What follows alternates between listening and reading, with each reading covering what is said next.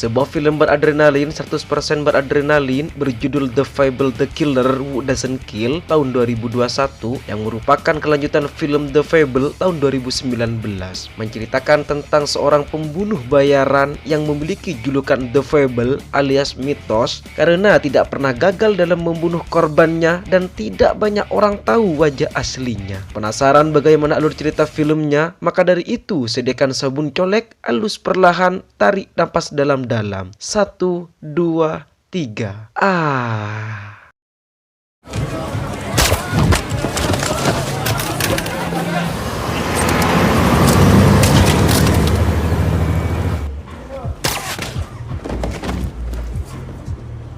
Kisah diawali serangkaian pembunuhan terhadap anggota kelompok mafia di tempat yang berbeda yang hal tersebut tentu saja dilakukan oleh The Fable. Namun satu target terlihat sedang bersama dengan seorang gadis muda yang ketika The Fable menjaga dirinya, dia segera bergerak untuk menyelamatkannya.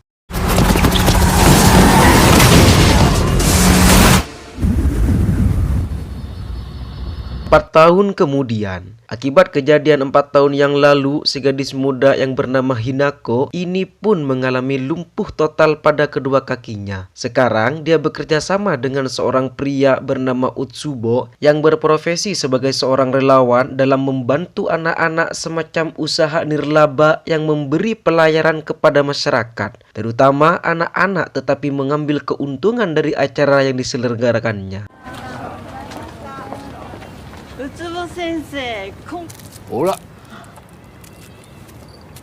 Dan iya, sikap ramah dan baiknya barusan rupanya hanya sebuah topeng akan sosok dia yang sebenarnya, di mana ujung bawah ini sebenarnya adalah penjahat yang kejam yang melakukan berbagai profesi untuk mendapatkan uang dengan cepat. Salah satunya melakukan penculikan terhadap pemuda yang babak belur ini, yang ketika uang tebusan sudah didapatkan, Otsubo akan membunuhnya karena hanya tidak ingin ribet dan repot mengembalikan dia kepada kedua orang tuanya. Utsubo sendiri memiliki 3 karyawan yang membantunya dalam menjalankan usaha berkedoknya ini. Ada Isaki yang bertugas sebagai marketing dan mencari celah usaha, Suzuki sang pembunuh yang bertugas melakukan eksekusi, dan terakhir ada Hinako yang bertugas sebagai penarik simpati sekaligus kamuflase agar orang-orang tidak curiga terhadap usaha ilegal yang dilakukannya. Beatles, Queen, Sex Pistols. Baik. Kebusukan Utsubo pun semakin terlihat ketika dia sedang bersama dengan Hinako di dalam lift. Tak hanya kejam dan licik, Utsubo juga merupakan pria berdebah yang sering melakukan pelecehan kepada Hinako yang lemah ini, dan konsisten menjadi orang munafik dengan tetap bersikap baik di depan semua orang.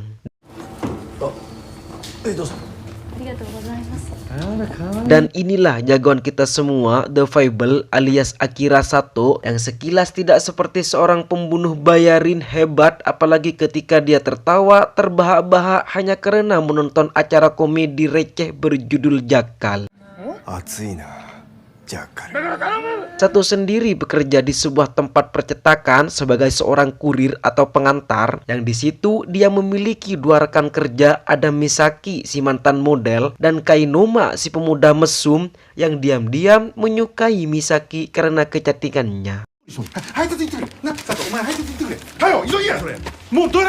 Setelah 4 tahun berlalu, takdir akhirnya mempertemukan kembali Sato dengan Hinako, gadis yang sempat diselamatkannya di adegan awal tadi, di mana Sato mencoba menyemangatinya. Dia mengatakan, "Kau akan bisa berjalan lagi," yang karena tidak ingin dikasihani, Hinako pun bersikap ketus dan menyuruh Sato untuk pergi dari sana.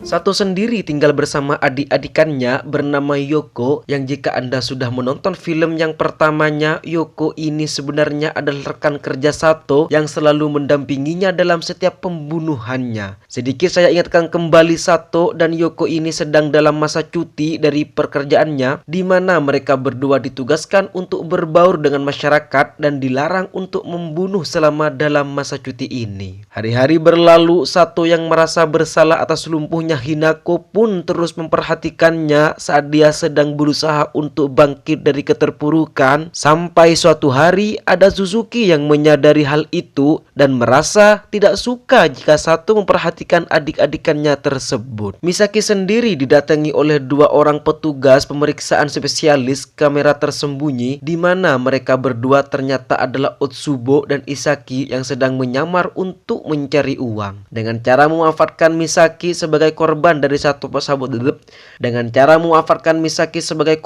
sabotase yang dilakukannya oleh seseorang. Target mereka berdua adalah si Kainuma, rekan kerja Misaki di tempat percetakan, yang kita bisa melihat bahwa Kainuma diam-diam terobsesi dengan Misaki yang seorang mantan model. Hal itu dibuktikan dengan banyaknya foto Misaki di dalam kamarnya. Bahkan Kainuma seringkali melakukan senam 5 jari sambil menonton video-video Misaki ketika masih menjadi seorang model.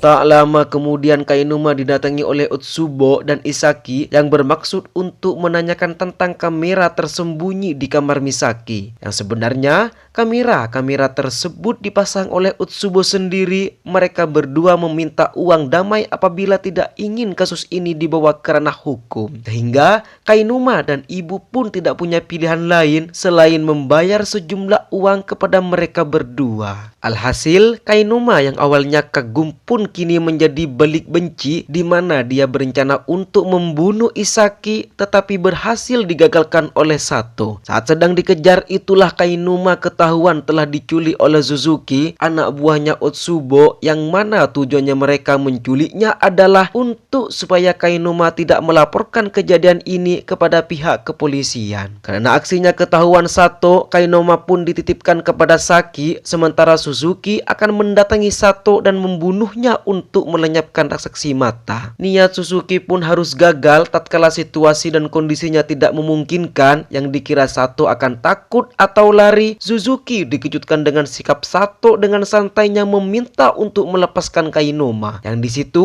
Suzuki mulai menyadari jika Sato bukanlah orang sembarangan. Dengan memaksa Kainuma buka mulut, Suzuki pun berhasil mendapatkan alamat di mana Sato tinggal, yang mana mereka berdua cukup terkejut saat mengetahui jika Sato tinggal di asrama yang dimiliki oleh sebuah kelompok Yakuza. Sehingga kecurigaan Suzuki pun semakin kuat tentang sosok Sato yang bukan orang sembarangan. Saat Isaki sedang kencing, itulah Kainuma yang kepalanya masih ditutup berusaha kabur dengan bersembunyi tepat di kolong mobil. Sehingga ketika Isaki akan berangkat, Kainuma tak sengaja terlempet alias terlindas sehingga membuat Kainuma tewas saat itu juga. Kembali ke Suzuki yang mendatangi asrama tempat Sato tinggal, yang di situ dia justru bertemu dengan Yoko, adik-adikannya Sato, dengan sebuah pistol di tangannya. Suzuki yang seorang pembunuh pun dengan percaya dirinya duduk sambil meletakkan pistolnya di meja. Melihat raut wajah Yoko yang tenang dan santai membuat Suzuki semakin yakin bahwasannya Sato adalah The Fable yang melegenda dan Yoko adalah asistennya. Yang ketika Suzuki ingin membuktikan hal itu, tiba-tiba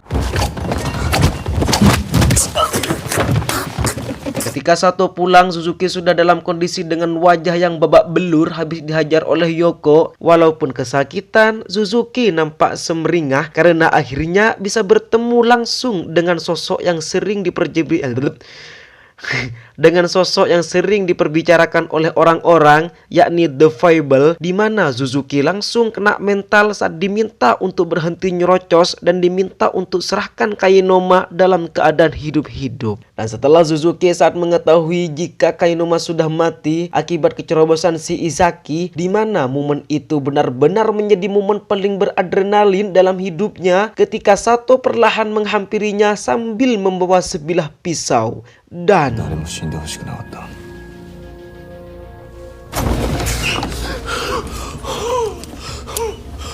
Suzuki pun membunuh Isaki karena kecerobohannya, lantas menemui Otsubo untuk memberitahu jika Sato adalah The Fable. Dan rupanya orang-orang yang dibantai di adegan awal tadi adalah kawan-kawannya si Otsubo, yang satu dari mereka, lebih tepatnya pria yang bersama Hinako, adalah adik kandung Otsubo. Sehingga Dia menganggap bahwa ini semua adalah sebuah takdir untuk Utsubo bisa membalas dendam atas kematian adik-adik dan teman-temannya.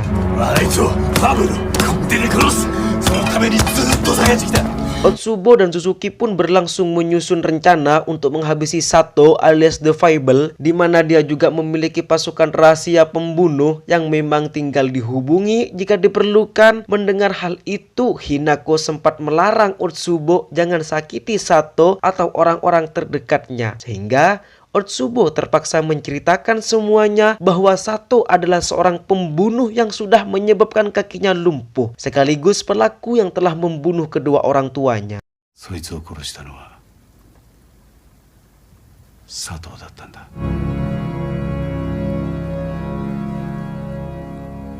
Ketika sudah berhasil meyakinkannya, Otsubo pun membawa Hinako pergi dari tempat tinggal ini. Yang sebelum pergi, Otsubo sempat-sempatnya memberikan hadiah kepada anak kecil sebagai pencitraan agar supaya dianggap baik oleh orang lain. Dalam perjalanan itulah Otsubo menghubungi Sato untuk datang ke tempat tinggalnya demi membicarakan masa depan Hinako. Otsubo sadar jika Sato merasa bersalah atas kedua kakinya yang lumpuh, yang hal itu dimanfaatkan Otsubo agar Sato masuk ke dalam jebakannya. Sempat dilarang oleh Yoko, Sato tetap pergi bersama dengan setelan The Fable yang biasa dikenakan. Sadar bahwa ini hanyalah jebakan, Sato sama sekali tidak memperdulikannya, yang ketika dia membuka pintu, tiba-tiba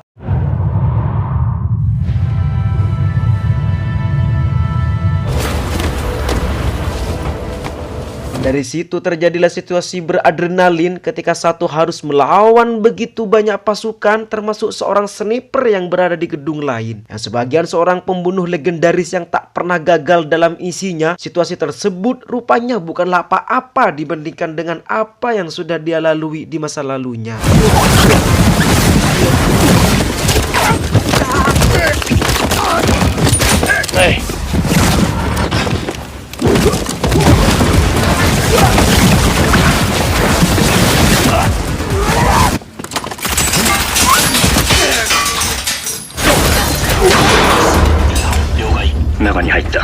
Ketika Sato sudah melumpuhkan mereka semua, ingat hanya dilumpuhkan ya, bukan dibunuh. Sato pun ditelepon oleh Otsubo yang mengatakan jika dia sudah memberikan sesuatu pada anak kecil di kamar sekian, lantai sekian, yang ternyata hadiah yang diberikan sebelum pergi adalah sebuah bom yang sengaja untuk membuat Sato teralih perhatiannya. Dengan terpaksa Sato harus kembali ke dalam gedung dengan cara niteh atau aloncak dari satu lantai ke lantai lainnya, yang mana perjuangan sampai ke kamar anak kecil itu sangat-sangatlah berat. Namun dengan kemampuannya yang setara dengan John Wick, Sato bisa menghindari peluru dengan sangat cepat dan terlibat baku tembak pada jarak yang dekat.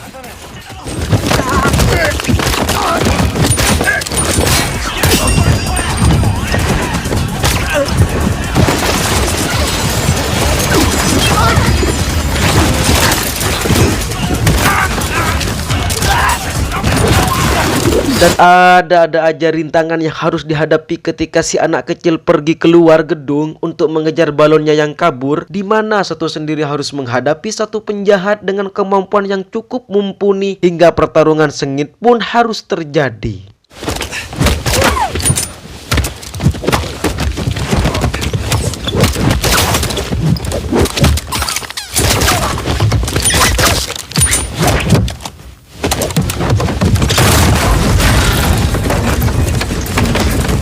Saat sedang terdesak itulah si sniper mencoba untuk menembak Sato. Tiba-tiba muncullah Yoko yang langsung berhubungan mereka berdua. Disusul dengan Sato menggunakan bom untuk melepaskan dirinya dari penjahat tersebut. Dan iya, adrenalin pun semakin terpacu ketika Sato harus berlari dikejar runtuhnya konstruksi ini dan...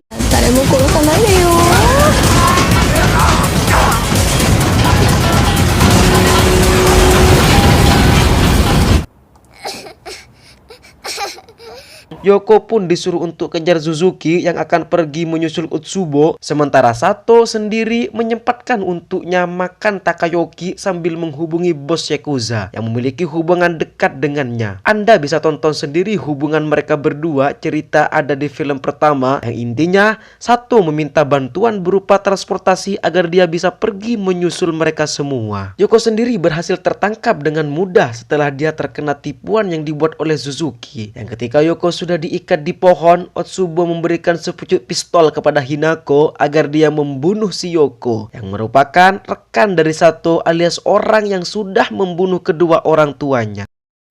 あいつは佐藤の仲間だ。 Ya, Yoko justru menembaki Otsubo karena sudah capek jadi korban pemuas birahinya. Yang mana Otsubo kembali bangun yang setelah menggunakan rompi anti peluru. Yang ketiga Hinako menembak kembali, tembakannya pun meleset yang membuat dia harus bangun dari kursi roda dan menembaknya dari jarak dekat. Bersamaan dengan terkejutnya semua orang melihat perkembangan Hinako, di saat bersamaan pun Hinako tak sadar telah menginjak ranjau yang ditujukan bagi The Fable alias Sato, yang pada titik ini Otsubo yang kesal pun akhirnya jujur bahwa dialah pelaku pembunuh kedua orang tuanya agar dirinya bisa memiliki Hinako sepenuhnya. Dan ketika Hinako ingin menembak, tiba-tiba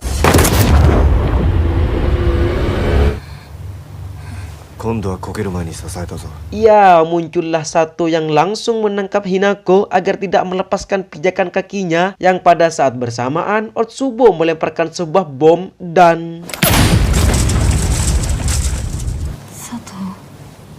melihat perkorbanan Sato yang rela mati demi Hinako, Suzuki sudah cermat pada Otsubo pun memilih untuk kerjasama dengan mereka semua melepaskan kaki Hinako dari ranjau yang rencananya mereka agar menggunakan skop ekskavator agar ledakannya tidak melebar kemana-mana dan menarik kaki Hinako secepat-cepatnya agar tidak terluka oleh ledakan tersebut.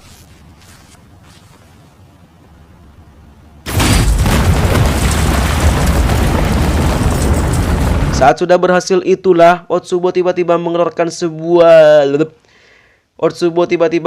sesuatu dari sakunya yang karena bereaksi spontan Suzuki pun membunuh majikannya sendiri, yang padahal bom tersebut belum dicabut pinnya. Dan memang sih Otsubo sengaja berbuat seperti itu karena sudah tidak memiliki tujuan apa-apa lagi di dunia ini. Setelah semuanya selesai, Hinako pun ikut bersama Suzuki untuk menempuh kehidupan yang lebih baik, sementara Sato kembali pada cuti panjangnya sebagai seorang pembunuh bayaran dengan tetap menjadi seseorang yang dingin, tenang, dan berdikari. Indung-indung kepala lindung, ibu melendung ditusuk bapu.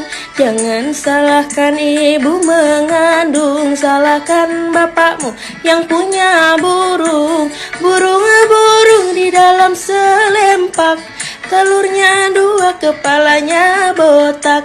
Jangan disiksa, jangan ditembak, biar begitu bisa bikin anak. Tamat ending yang cukup mensotokan. Pesan yang bisa kita ambil dari film ini adalah situasi dan kondisi adalah suatu hal yang tidak bisa dipisahkan. Karena kenapa demikian? Beradaptasi dengan situasi merupakan evaluasi diri demi wujudkan mental-mental yang kuat. Tetaplah tenang dan jangan sombong, karena kesombongan juga bisa dikatakan angkuh, takabur, arogan, congkak, tinggi hati, jumawa, dan besar kepala. Merupakan suatu perasaan atau emosi dalam hati yang dapat mengacu pada dua makna umum. Dalam konotasi negatif biasanya mengacu pada perasaan peningkatannya status atau prestasi seseorang, seringkali disebut keangkuhan. Sementara dalam konotasi positif mengacu pada suatu perasaan puas diri seseorang terhadap tindakan atau pilihannya sendiri, atau terhadap pihak lain, atau juga terhadap suatu kelompok sosial. Itu.